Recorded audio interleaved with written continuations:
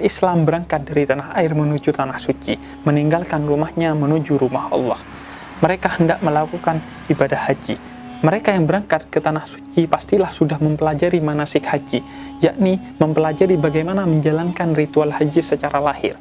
Namun, tidak sedikit yang tidak mempelajari manasik tentang makna haji itu sendiri.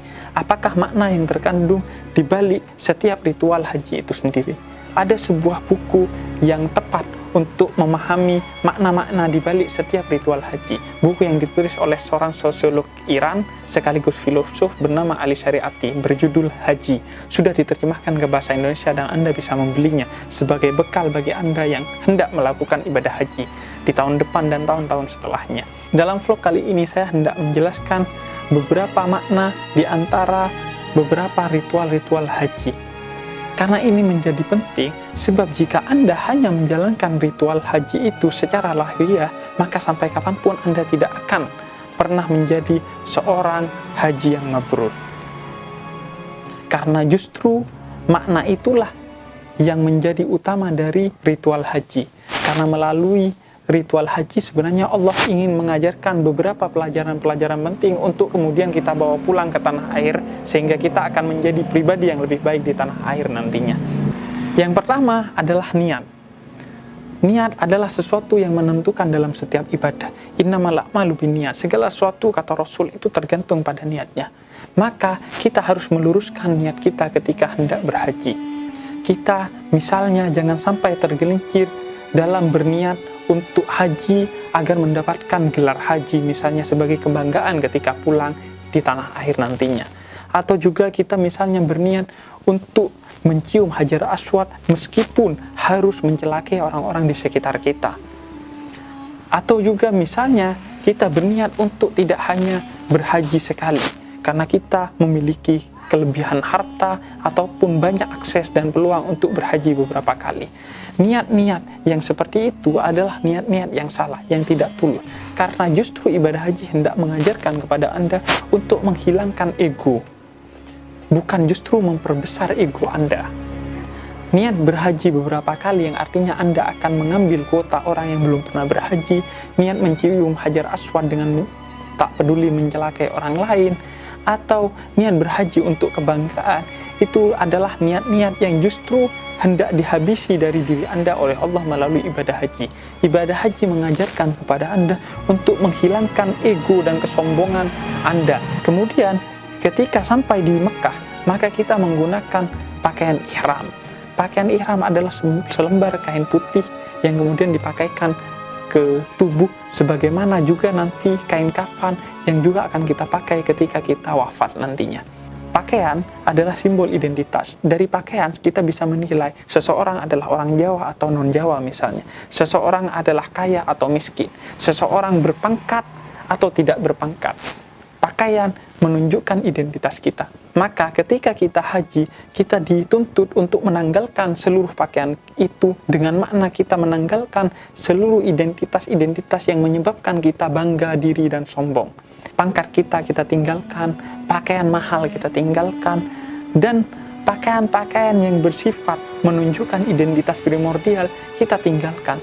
Kita kemudian memakai baju putih sama di antara kita semuanya. Tidak ada lagi orang kaya, orang berpangkat, presiden, pejabat, dan lain sebagainya. Kita bersatu padu dalam satu pakaian putih untuk menunjukkan bahwa kita kembali kepada kesucian.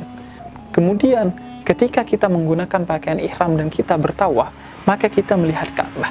Ka'bah yang merupakan titik yang menjadi tujuan dari seluruh sujudnya umat Islam di seluruh dunia. Secara kasat mata, mungkin kita akan heran melihat Ka'bah. Hanya bangunan kubus. Tidak ada sentuhan arsitektur apapun di bagian luar maupun di bagian dalamnya. Justru melalui Ka'bah itu Allah hendak mengajarkan kepada kita bahwa laisa kamitslihi syai'un. Allah itu tidak bisa Anda andaikan dengan apapun. Ka'bah itu tidak perlu dibangun megah karena ia bukan menjadi simbol Allah di muka bumi. Ia hanyalah kiblat yang ditunjuk oleh Allah di muka bumi ini.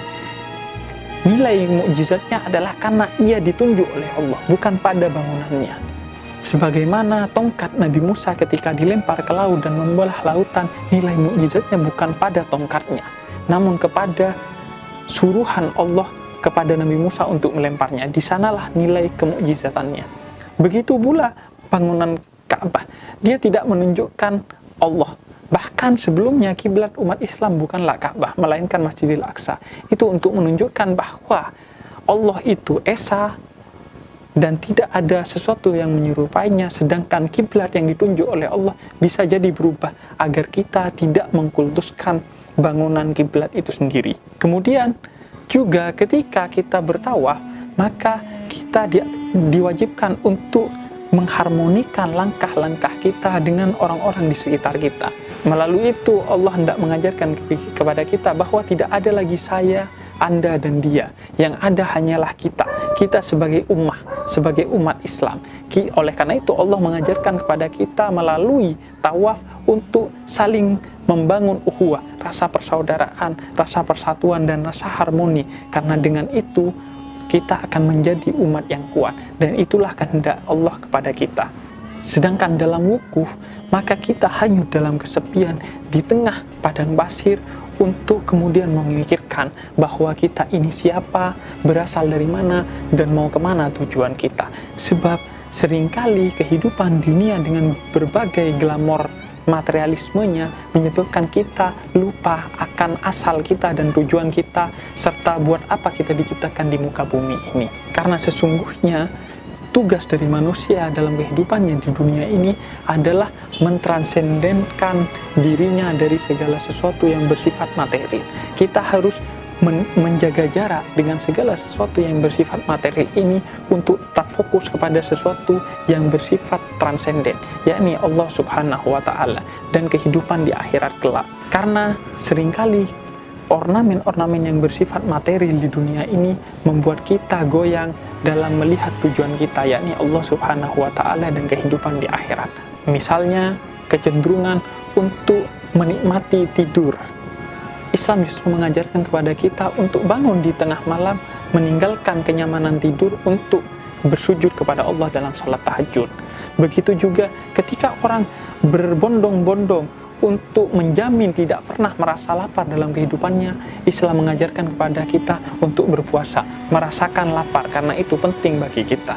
Maka pada akhirnya haji utamanya adalah terletak pada makna yang terkandung di dalamnya. Jika kita berhaji tidak mendalami makna-makna itu, maka kita tidak akan pernah menjadi seorang haji yang mabrur.